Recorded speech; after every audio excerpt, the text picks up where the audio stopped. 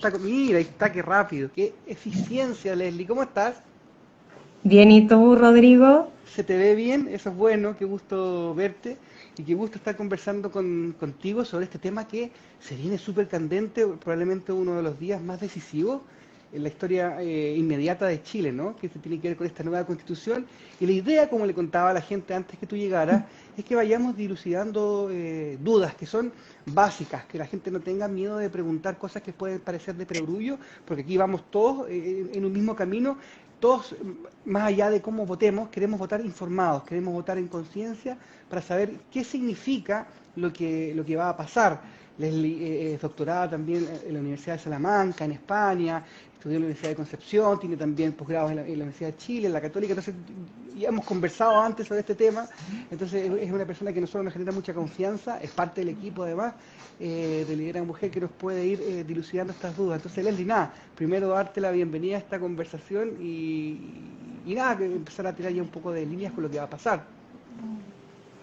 Sí, oye, primero, obvio que agradece la invitación de Lidera Mujer, siempre un gusto hablar con ustedes y hablar de estos temas que obviamente hoy día están súper en la agenda nacional en todos los días, es súper cotidiano hoy día el tema constitucional, así que ojalá podamos aclarar o contestar todas las dudas que la gente tenga para que enfrentemos el 25 de octubre de la manera más preparada posible. Eso esa es la idea, no es adoctrinar, no es convencer, sino que más bien limpiar la maleza para tomar la mejor determinación posible. Se nos conecta también Soledad Ramírez, 1097, Amaranta Sol se suma, un saludo a Amaranta. Leslie, primero, yo he escuchado algunas campañas, he visto gente que dice que no es necesaria una nueva constitución, que se puede rechazar para reformar. ¿Es eso técnicamente posible? ¿Es una falacia comunicacional? ¿A dónde se dirige esa idea, ese pensamiento? O sea, lo primero que hay que distinguir son dos escenarios distintos. O sea, la primero es que la Constitución siempre se puede reformar. O sea, o sea, está permitido, está regulado en el texto constitucional. El tema entonces se concentra en preguntarnos qué se ha reformado, si es que se ha reformado algo, qué se ha reformado y qué efectos tienen esa reforma. Entonces, y también se ha planteado como argumento de que se han hecho múltiples reformas y de que esas reformas no inciden en la vida cotidiana de las personas y que tampoco generó grandes cambios ni en el modelo económico ni en el modelo de protección de derechos. Entonces, aquí hay que ser súper honesto y franco. Efectivamente, se han hecho reformas a la Constitución y como ya lo planteé, es posible hacerlas, pero las reformas que se han hecho no tocan el corazón de la Constitución, no han tocado la esencia, el ADN de la Constitución que está plasmado en el primer capítulo de la misma y por lo tanto el diseño institucional sigue siendo el mismo. Entonces, si bien las reformas que se hicieron, las más importantes son dos, el año 89, cuando se generó el Pacto para la Transición hacia la Democracia. Esas modificaciones tuvieron que ver con que la concertación de partidos por la democracia que había ganado el plebiscito y que ya estaba a puertas de tener la elección presidencial claramente ganada, pone ciertas condiciones para poder asumir, porque un régimen militar dictatorial había diseñado una constitución con otras características que no eran amigables para una democracia. Entonces, en realidad, las modificaciones de aquella época tuvieron que ver con eso, con permitirle a un gobierno democrático gobernar con la participación de los civiles y sin la participación de los militares. Y luego en 2005 lo que hace el presidente Lagos es hacer una convocatoria a todos los sectores en ese momento de la política nacional para destrabar, digamos, también ciertos cerrojos que habían quedado y que le impedían a la democracia funcionar como tal. Por lo tanto, entonces las reformas más o menos, las macro y las pequeñas, tienen que ver con esto. Te fijas con haber permitido el desarrollo de la democracia en Chile. Pero como te lo señalé, no ha generado los grandes cambios que la ciudadanía ha esperado. Perfecto, entiendo. Entonces, tratando de hacer un resumen un poco binario, ¿se puede reformar? Sí. ¿Se ha reformado? No. Esas reformas tocan todo lo que Chile está pidiendo hoy día, sobre todo luego al 18 de octubre del año pasado, probablemente no se mete en el modelo como en el corazón, como bien decías tú, en el ADN. Ahora bien, Leslie, ya, pensando que lo más necesario es aprobar este cambio de constitución, es la redacción de una nueva constitución, hacia dónde debiese apuntar esta nueva carta, ¿no? ¿Cuál es el espíritu que debiese tener según tu experiencia y tu punto de vista? O sea, mira, y más allá de dar una idea específica de qué es lo que debiera plantear esta nueva constitución, lo más importante es que por primera vez va a ser un texto constitucional real. ¿A qué me refiero con esto? Desde la teoría constitucional nosotros le denominamos a la constitución de múltiples formas: la carta fundamental, el código político, el contrato social o el pacto social, porque es aquel mínimo acuerdo en el que llegan los ciudadanos de un Estado para ordenar la vida en sociedad y regular la política, los poderes, las fiscalizaciones, los controles de los poderes, en fin. Se establecen como las cuatro patas de una mesa o el radier de los cimientos de una casa. Entonces, la historia chilena cuenta con tres textos constitucionales relevantes: 1833, 1925 y 1980, y los tres textos fueron redactados, podríamos decir, a puertas cerradas, por un grupo de hombres, además, que plasmó una visión muy específica de Chile. Por lo tanto, esta lógica de esta carta fundamental que emerge desde la ciudadanía, desde el pueblo, en Chile nunca lo hemos tenido, nunca. Entonces, esta es la primera vez que vamos a enfrentar el proceso constituyente como de verdad debiera ser, que es con la participación del pueblo. Por lo tanto, probablemente lo que emane de ahí como contenido va a ser muy distinto a lo que emanó las veces anteriores, y como te digo, y por primera vez va a ser sí el reflejo de lo que la ciudadanía chilena espera del Estado. Perfecto, Leslie. Bueno, les cuento a la gente que se va sumando. Saludos a Bladar 13, a Maribal, a la Valerie de Cap, a Ro González, a Jiménez Travel, que se suma junto a nosotros. Cada vez somos más, eso está bueno. Eso quiere decir que la conversación está interesante. Leslie, pensándolo como en un contexto mundial, ¿no? ¿Cuán común es que, en Chile no es común al parecer, cuán común es que cambie una constitución de un país? No sé, cada 6 años, cada 10, cada 15, depende del país. ¿Cómo ocurre eso en el contexto mundial? Y lo segundo, ¿qué constitución modelo, por ejemplo, podríamos tomar en Latinoamérica para hacernos como una idea? Los procesos constituyentes responden a varios factores. Hay factores que son históricos, como los golpes de Estado. Habitualmente, cuando el poder militar o cualquier poder de facto se toma el poder, tiene que querer, digamos, implementar su modelo de pensamiento. Entonces, habitualmente se hacen post golpes militares o golpes de Estado de cualquier índole. Y también se generan frente a grandes crisis políticas o a grandes crisis sociales. Y en el caso nuestro, responde evidentemente, como tú ya lo planteaste, a una crisis social, política y económica. O sea, se juntaron varias crisis en una gran crisis que generó, ¿cierto?, la situación que conocemos hoy, que fue el 18 de octubre, y que esto empuja el proceso constituyente. Entonces, no estamos lejos de lo común, de lo que ocurre en Latinoamérica particularmente, y de lo que ocurre también en Europa. O sea, los procesos constituyentes son momentos de redefinición de las prioridades, redefinición de lo que somos y lo que queremos. Por lo tanto, es muy lógico que surja luego de ciertas crisis. Y respecto a los modelos constitucionales, no existe, y esto es súper importante aclararlo, no existe un modelo ideal de constitución. No existen constituciones tan mejores o tan peores que otras. Existen diversas constituciones como existen países. Por lo tanto, no hay una fórmula mágica adecuada. Por lo tanto, cada país define, porque en resumidas cuentas es una autodefinición.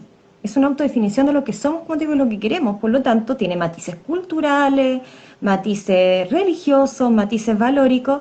Por lo tanto, el contenido siempre es aceptado, siempre que se mueva dentro de un contexto democrático y que vaya permitiendo, digamos, el desarrollo de la ciudadanía conforme con lo que quiere.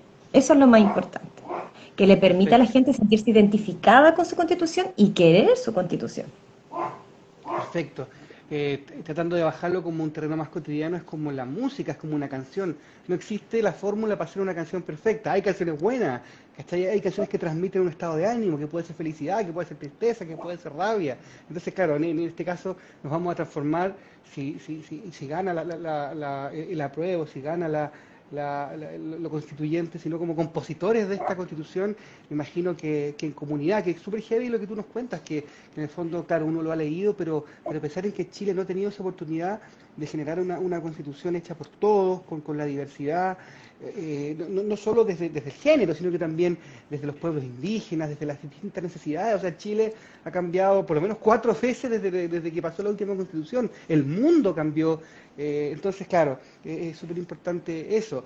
También tomo ese guante que dices tú, que las constituciones siempre o generalmente se escriben luego de algunas crisis, y bajo ese punto de vista probablemente no exista la proactividad constituyente, ¿no? Que un país diga, ¿sabes qué? Estamos todos bien, pero vamos a ver cómo estamos para hacer una nueva constitución. Probablemente si funciona no lo van a cambiar. Ahora, otra pregunta que ya la he visto harto, de gente común y corriente, mis papás que no están tan imbuidos en el mundo de la política, tampoco en el mundo de la academia, me preguntan, ok, ya, una nueva constitución, ¿va a solucionar los problemas actuales que tengo yo? Por ejemplo, los problemas de pensión, los problemas de salud, de vivienda, o más bien es una hoja de ruta mucho más macro. Tiene de ambos factores, tiene de ser algo de a largo plazo, de fijar una ruta, como tú dices, de muy largo plazo, pero también tiene un componente actual, contemporáneo, digamos, que tiene que ver con que tú en la Constitución pones qué es lo que le corresponde hacer al Estado, como los deberes del Estado, los deberes de los poderes, ejecutivo, legislativo, judicial, y los deberes de nosotros también como ciudadanos. Entonces, ¿dónde está la gran diferencia que probablemente va a ocurrir? Es que en la actualidad el deber que se le impuso al Estado respecto del bienestar de los ciudadanos es mínimo, es muy mínimo. Y además nuestra Constitución contempla una lógica económica y social de derecho individualista, que implica que cada persona en el fondo satisfaga sus necesidades de manera independiente y particular, ¿ya? Si nosotros modificamos esa lógica y probablemente en la próxima Constitución empecemos a hablar de un componente de solidaridad, de un Estado más solidario, más preocupado en los derechos sociales, tú obligas a diseñar sistemas distintos. Por ejemplo, el sistema de pensiones. En la actualidad, con el modelo constitucional que tenemos, cada uno cotiza, cada uno ve cómo puede cotizar y cada uno ve cuánto jubila. En un sistema de un Estado solidario que asume una responsabilidad distinta, probablemente vamos a tener que tener también en el sistema de pensión un componente de solidaridad. Es decir, que tu cotización, mi cotización o la cotización de todos los ciudadanos y ciudadanas, dentro de ese porcentaje va a haber un porcentaje que se va a ir a un pilar solidario, y con ese pilar solidario se van a incrementar las pensiones actuales, ahora, de los adultos mayores del hoy.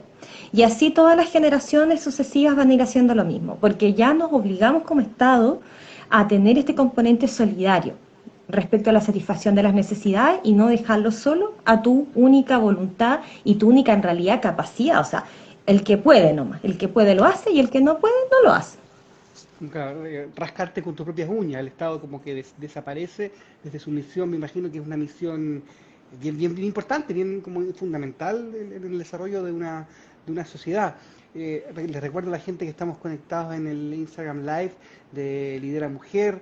Estamos conversando con Leslie Sánchez Lobos. Ella es abogada constitucionalista, tiene posgrado en la Universidad de Salamanca, estudia en la Universidad de Concepción. O sea, tú sabes, tienes profundidad en el tema y nos puedes explicar en fácil, ¿no? En sencillo, para que nosotros vayamos a votar un poco más informados y un poco más en conciencia.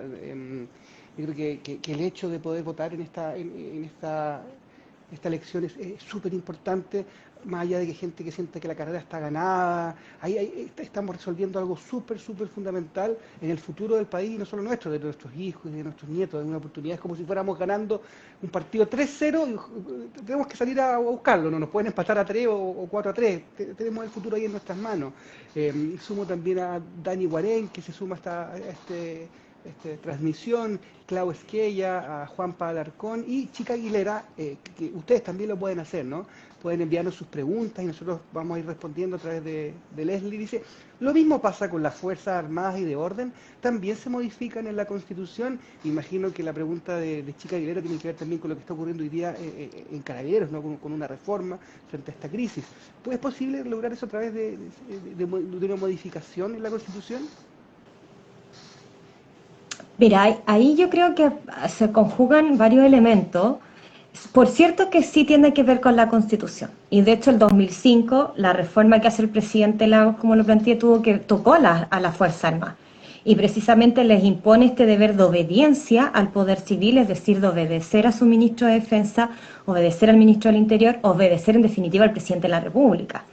Y no deliberante, es decir, las Fuerzas Armadas en nuestro país no tienen la capacidad, digamos, de discernir determinados fenómenos y factores políticos. Ellos tienen una labor declarada en la Constitución y no tienen por qué salirse de esa labor, ¿ya?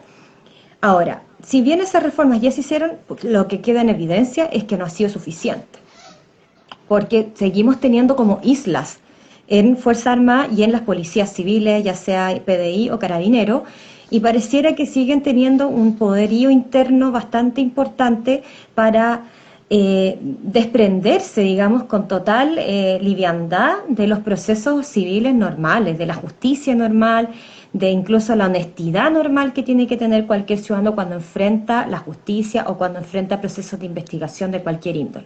Entonces, yo creo que la nueva constitución, si la llegamos a redactar en razón de lo que ocurre el 25 de octubre, tiene un gran desafío allí. Los constituyentes van a tener que mejorar y perfeccionar eso para darle mayor, digamos, subordinación al poder civil, pero además también yo creo que hay que ir ya desde ya planteando algo que se viene señalando hace rato en cuanto a las reformas de las policías y las Fuerzas Armadas, que es incorporar el componente de ciudadano civil al interior de las instituciones, porque hoy pasa que en Fuerza Armada y en Carabineros toda la orgánica interna de ellos la desarrollan los mismos funcionarios.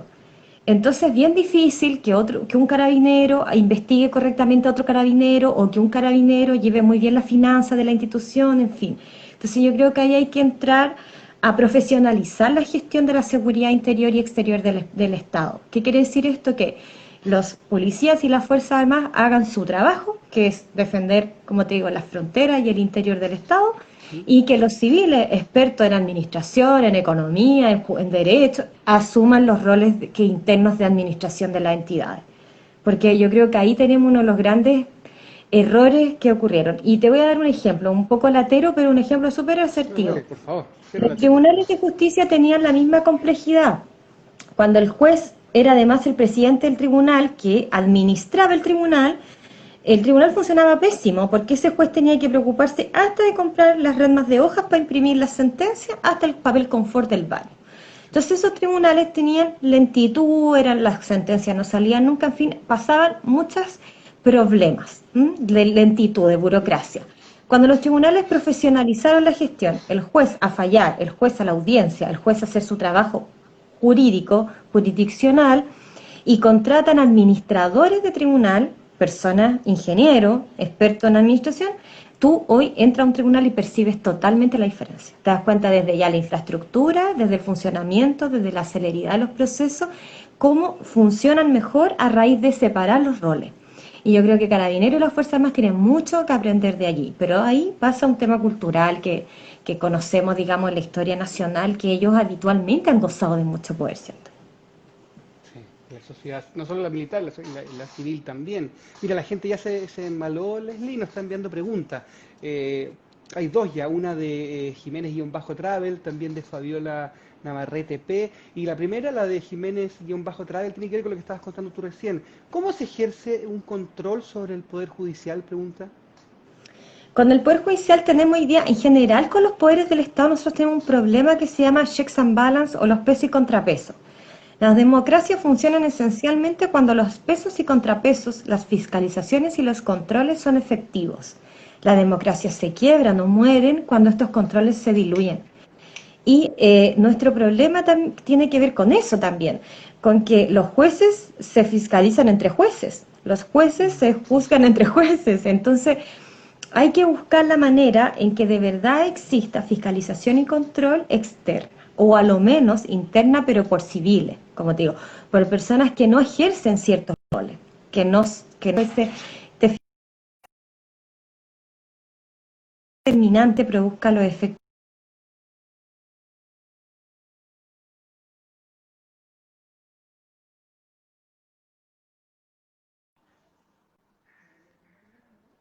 Ahí nos pegamos un segundo, ahí está. Te pegaste, no sé si me pegué yo, te pegaste tú, Les. pero estábamos ahí Yo sentí como, que tú, ya, yo pero sentí que volvimos. tú, pero parece que puede haber sido yo. No eres, no eres tú, soy yo.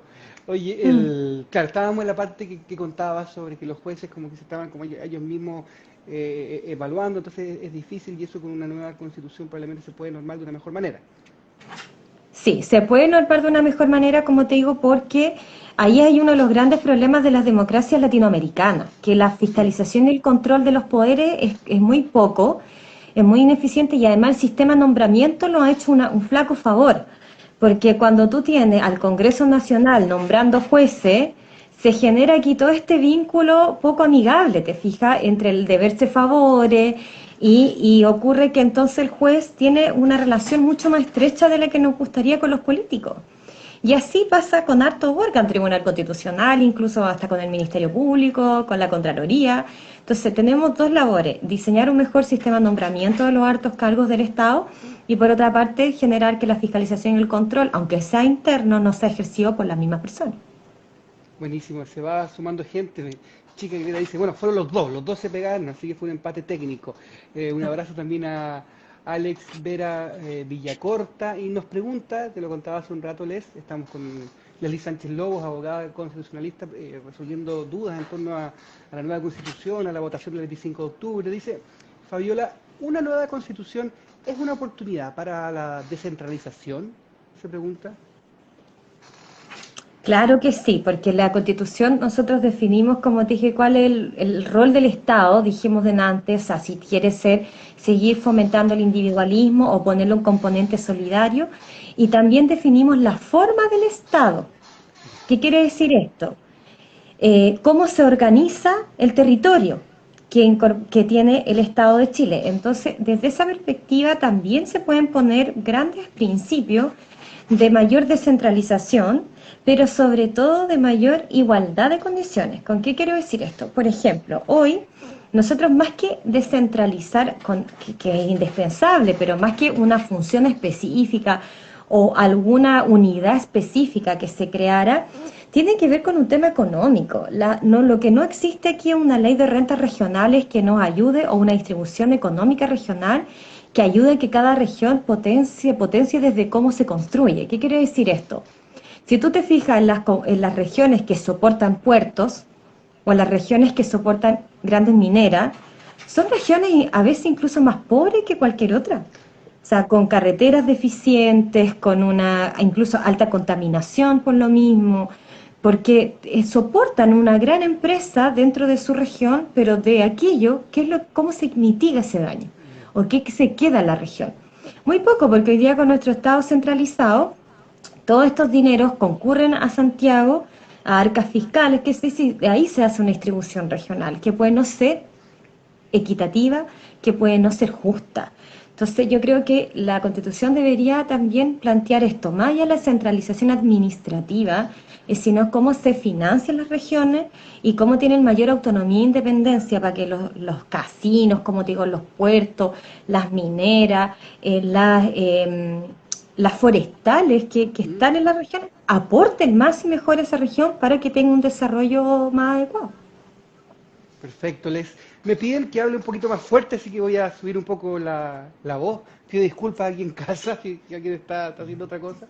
Oye, también, bueno, ya vamos resolviendo algunas dudas. Tú cuentas lo del estado de bienestar, el estado involucrado, que hoy día no es posible con la nueva constitución, o sea, con la constitución actual, perdón.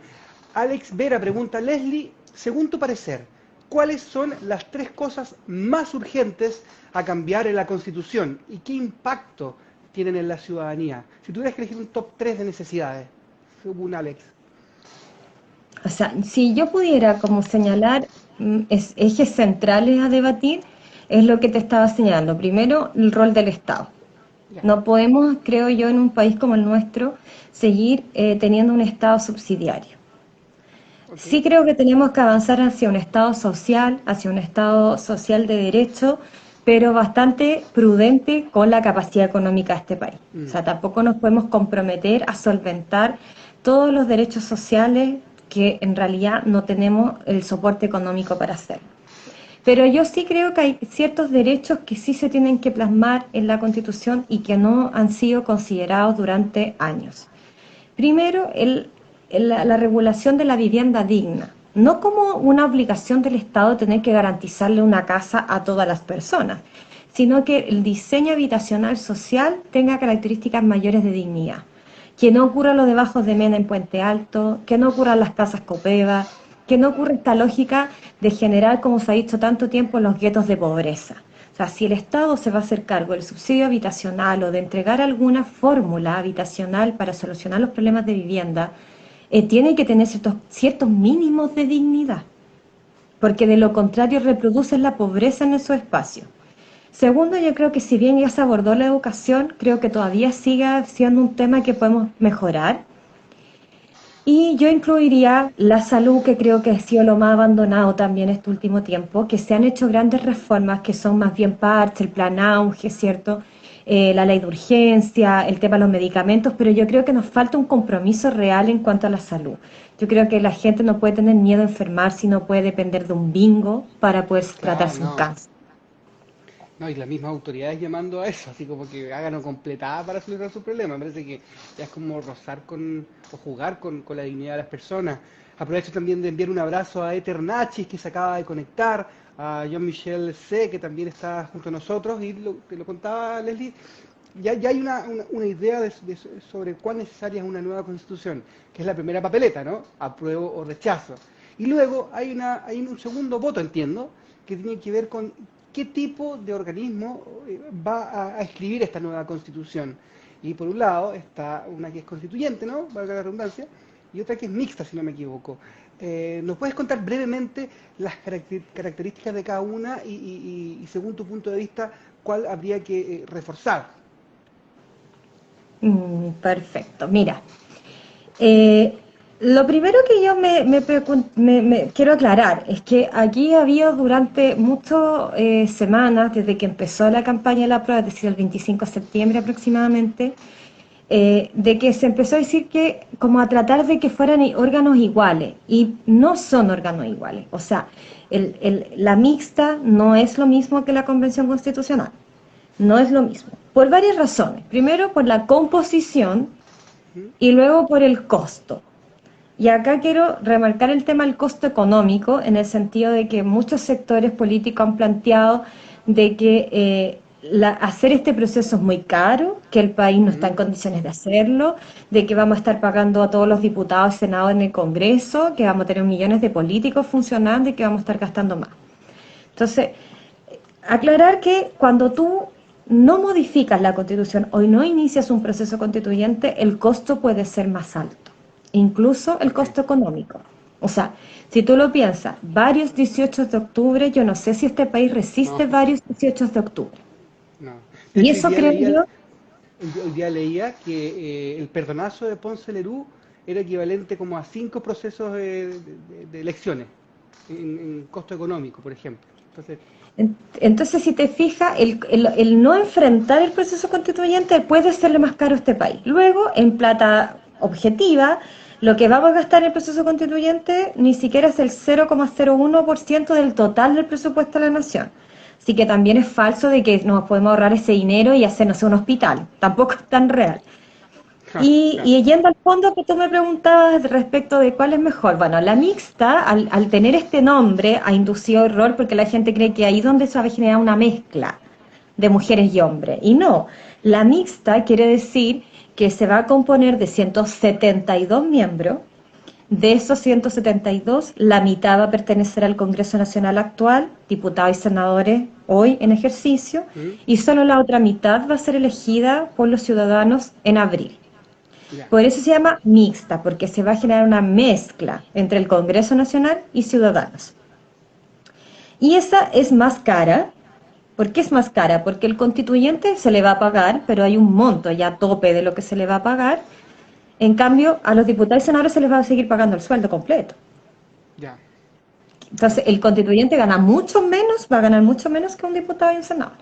Y luego, esa mixta no tiene la obligación total, porque la fórmula no lo permite, de ser paritaria, o es decir, de incorporar mitad mujeres, mitad hombres. En cambio, la Convención Constitucional tiene la característica primera, es que todos los miembros, los 155 miembros, los va a elegir la ciudadanía. Ok. a todos y todas, el 21 de abril. Segundo, que es más barata, porque los convencionales, como te digo, ganan mucho menos, van a ganar mucho menos que diputados y senadores o cualquier otro cargo. Y tercero, que es la que efectivamente permite la paridad entre hombres y mujeres, 50% hombres, 50% de mujeres. En esta que tú te mencionas finalmente también, ¿hay espacios, por ejemplo, para los pueblos originarios? ¿Hay un espacio para la comunidad LGBT o solamente esta paridad está pensada en género hombre-mujer?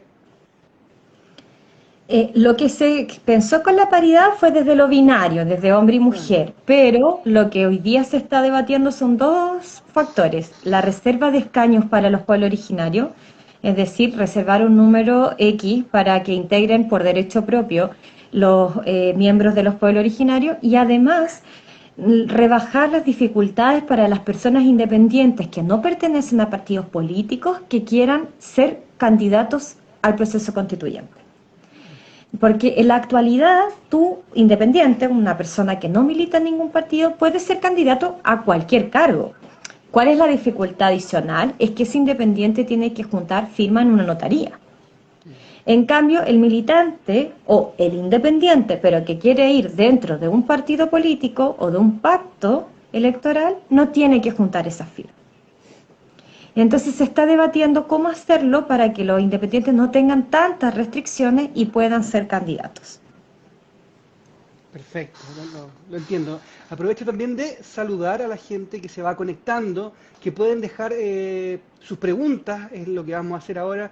Un saludo a David Emilio Pisani, a Martina PR, a Josecita Guapa también que nos saluda, Soledad Ramírez, a Anita Rivera C, Chica Aguilera que vuelve a preguntar, dice, ¿cómo se eligen a los congresistas que van a participar?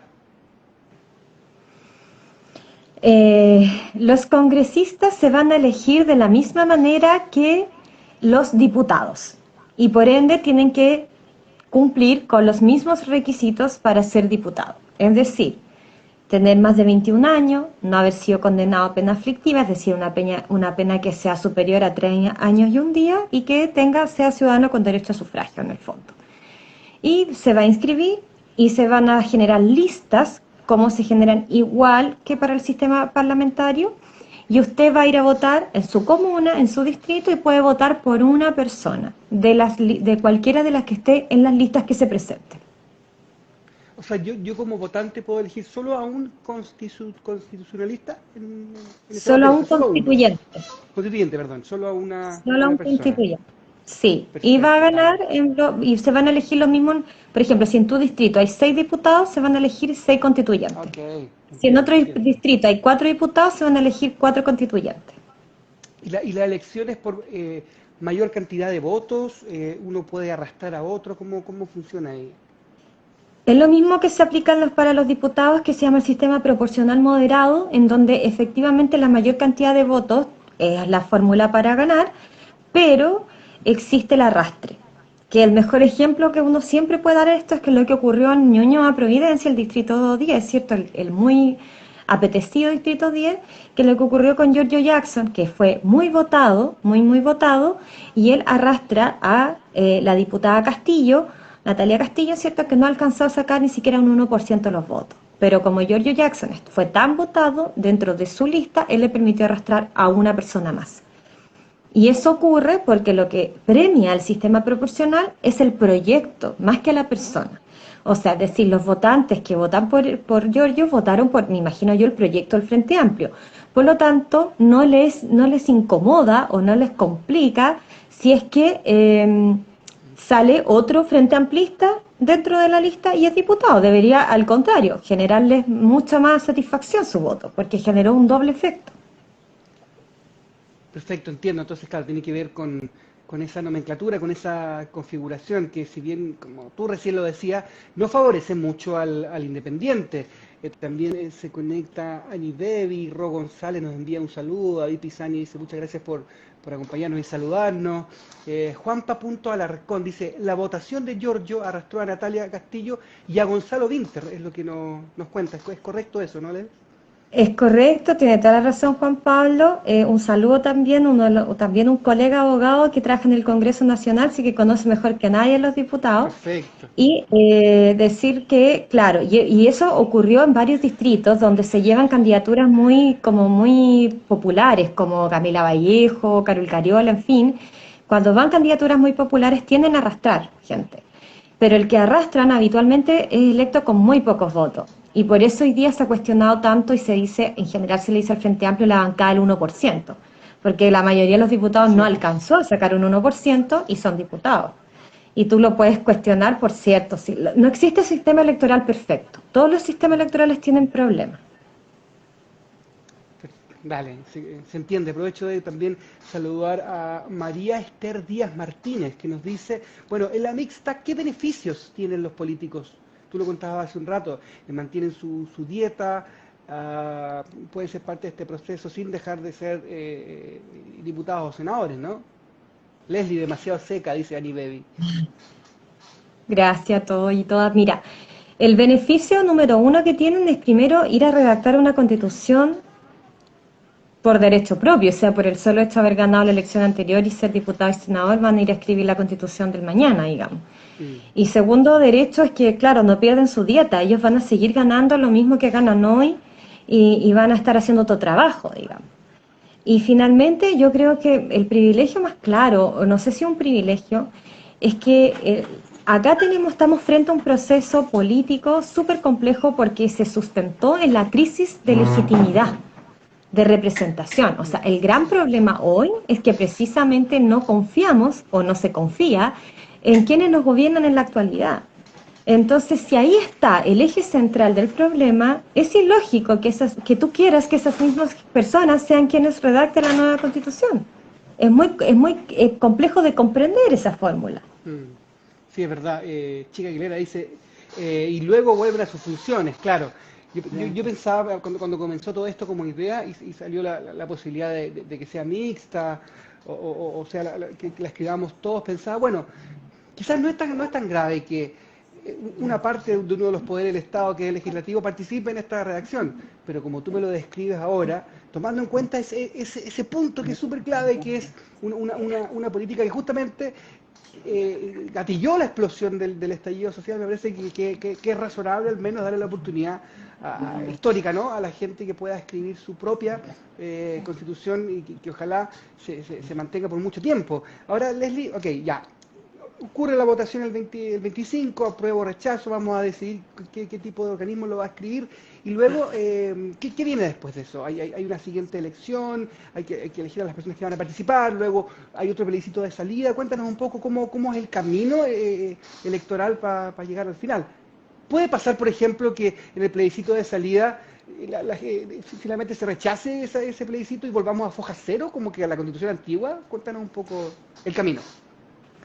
Bueno, la primera etapa es el 25 de octubre, porque esa es como destraba todas las siguientes. Esto es como un juego de play, como que la primera etapa te destraba todas las demás. O sea, si el 25 de octubre no gana el apruebo y se impone el rechazo, no tenemos nada más de qué hablar. O sea, esto llegó hasta acá, se acabó todo y sigue vigente la Constitución de 1980 y con esto los sectores que nunca la han querido ni modificar ni cambiar se consolidan, digamos, con su argumento y, o sea, olvídate de aquí, volver a pedir cambio constitucional va a ser una locura. Ahora, si llegamos a superar la barrera del 25 de octubre, que yo creo que va a ser así, y gana el apruebo, se inicia el camino constituyente, y lo primero que va a ocurrir es que se va a generar la competencia electoral, o sea, van a surgir los candidatos y candidatas que quieran redactar esa constitución.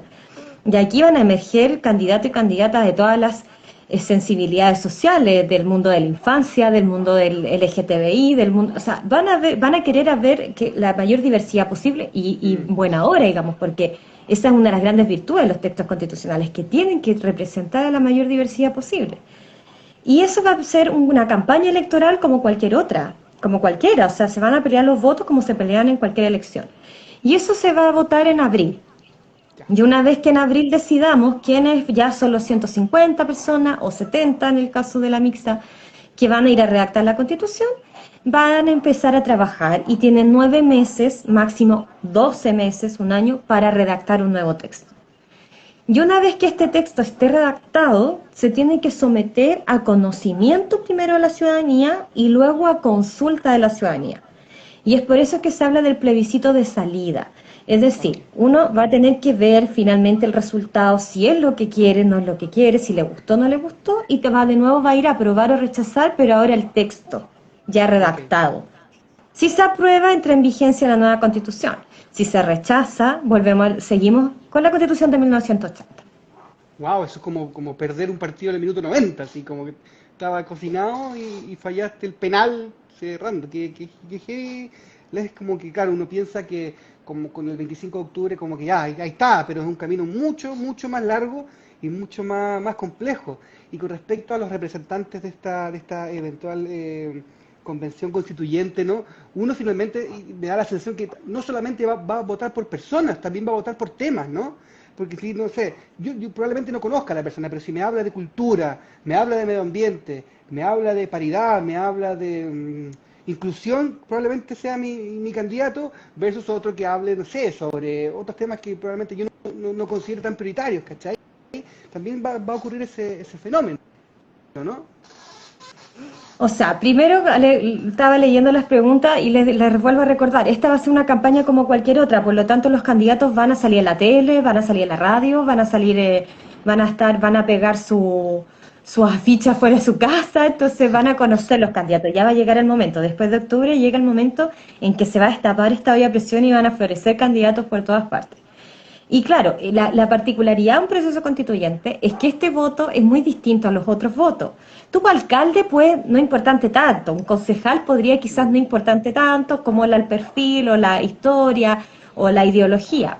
Pero el voto constitucional es un voto 100% ideológico. O sea, tú tienes que tener una mayor información respecto del perfil de los candidatos, la ideología de los candidatos, si representa tus valores esenciales en el fondo.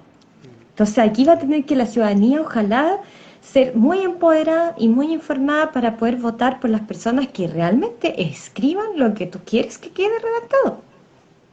Oye, la gente se embaló, son las 8:44, vamos a estar aquí probablemente un poquito antes de las 9 y ya hay hartas preguntas. Vamos respondiendo, Leslie, una especie como de ping-pong para que alcancemos a responderle a todos muy brevemente.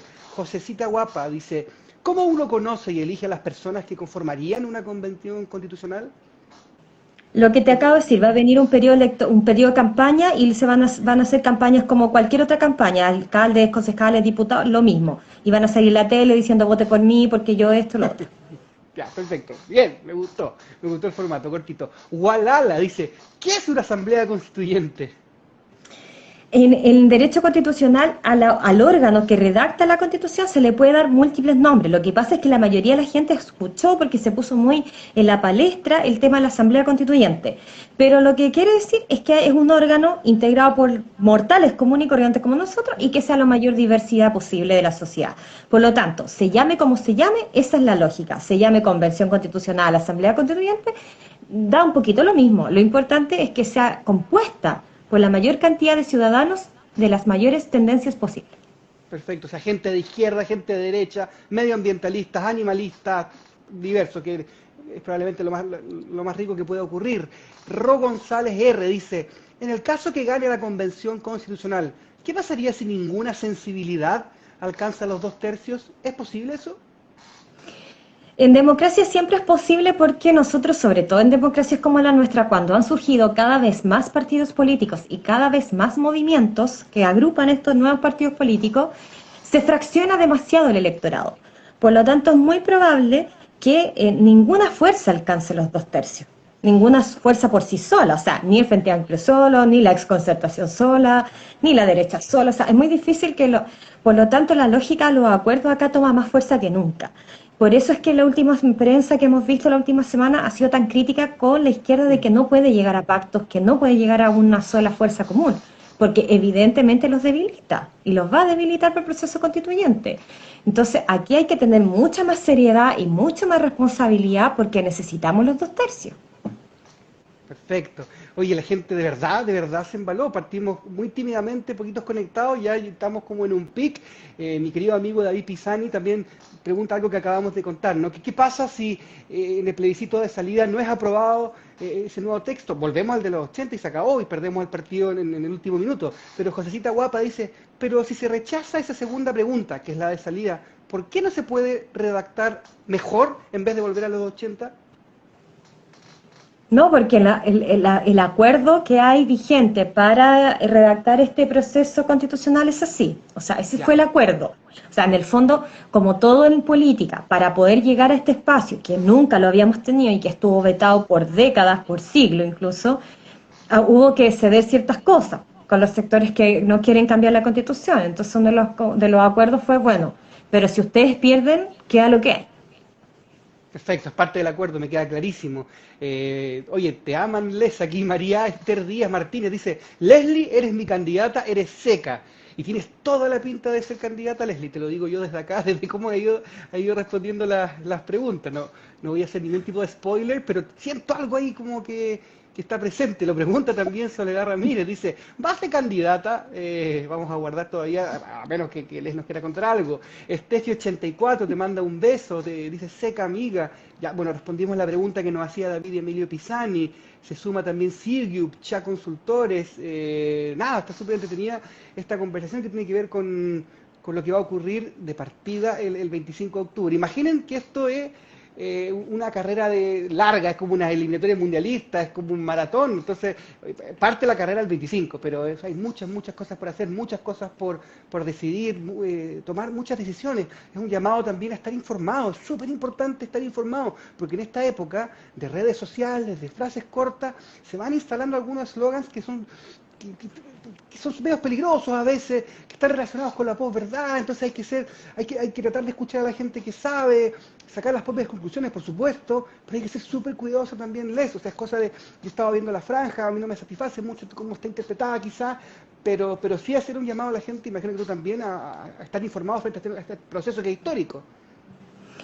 A ver, todas las sociedades que enfrentan procesos constituyentes cambian profundamente, profundamente, independiente, como te digo, si el resultado les gusta o los satisface totalmente. Porque el proceso constituyente te convoca a pensar y a buscar información de temáticas que probablemente nunca antes lo pensaste, ni las miraste, ni las tomaste en consideración. Por lo tanto, va a generar algo muy importante. Y si, como te digo, tú mides procesos constituyentes en otros países, las sociedades sí avanzan, sí mejoran y sí se vuelven más democráticas y mucho más cultas incluso, como quiera interpretar el concepto de culto. Porque se tienen que enfrentar a tomar decisiones todos los días de qué quiero con el Estado, qué quiero en salud, qué quiero en educación, qué quiero en pensión. Y eso obviamente va a cambiar, como te digo, el escenario nacional y vamos a construir una sociedad mejor. Perfecto, que además, claro, lleva y invita a un debate público que es súper necesario también y buscando lo mejor para el país y básicamente posible. Robo.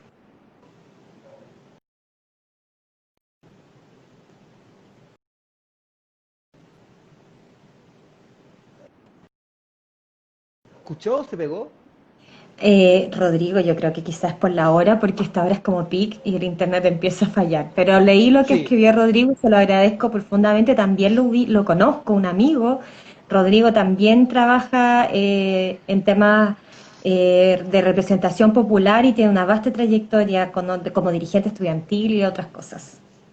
Vale, buenísimo. Entonces comenzamos ya a agradecer a toda la gente que se conectó, que está junto a nosotros a esta hora, un día de semana, quizás cuando la gente está ocupada en otras cosas, se dio el tiempo de escucharnos porque está interesado en lo que va a pasar. Finalmente Josecita Guapa dice, ¿habrá algún límite o medida en la nueva constitución si sale respecto a modificaciones? Tengo entendido que la del 80 ha tenido varios cambios, que es lo que comenzábamos al principio. Según entendí, a veces fue buen alumno, es posible hacer reformas, esas reformas al parecer no fueron suficientes o no, finalmente no se hicieron. Claro, efectivamente, las reformas constitucionales sí existieron, han existido múltiples, pero la gran mayoría de ellas tuvo que ver con generar un camino para construir la democracia que vivimos hoy, con todos sus bemoles, pero la que tenemos, y generar cambios más bien superficiales. El fondo, el corazón, el ADN no se tocó, por lo tanto la Constitución del 80 en cuanto a espíritu sigue estando en el texto. Oye, la gente dice, quedamos cortos de tiempo, ojalá que haya una segunda parte, ojalá que haya una tercera parte de este programa que yo quería bautizar como Les Responde, sus preguntas en torno a la nueva constitución, porque, bueno, Leslie es experta en esto, así que nada, dejarle un abrazo a la gente, mucho cariño y por supuesto el llamado, repito, como a informarse y a estar atento y alerta a lo que va a ocurrir, que es histórico. También un llamado a tomar todas las medidas sanitarias posibles para que este virus no se siga propagando, cuidar a la gente que está en torno a nosotros. Ojalá que eso no signifique un llamado a quedarse en la casa, sino que salir a la calle con todo lo que eso significa y votar, ¿no? Que es lo que necesitamos hoy. Sí, o sea, hoy día la convocatoria claramente es participe, esta es la primera vez después de más de 200 años de la República Chilena en que realmente vamos a ser actores y actrices relevantes en el destino de la República. Por lo tanto, ¿qué más histórico que eso? Así que hay que estar presente a pesar del miedo, a pesar del coronavirus, hay que estar presente. Si se adoptan las medidas, como tú decías, de seguridad, nada nos va a ocurrir, así que hay que ir con harta confianza ese día a participar. Dale, muchas gracias entonces, Les, por esta conversación. Vamos a conversar por interno también con las chiquillas de Lidera Mujer para que repitamos esta experiencia y tengamos un segundo capítulo de Les Responde. Así que muchas gracias de nuevo, besos y abrazos a todos y a todas que se conectaron con nosotros. Esperamos verlos pronto, ¿vale? Muchas gracias. Vale, chau, chau. Chao.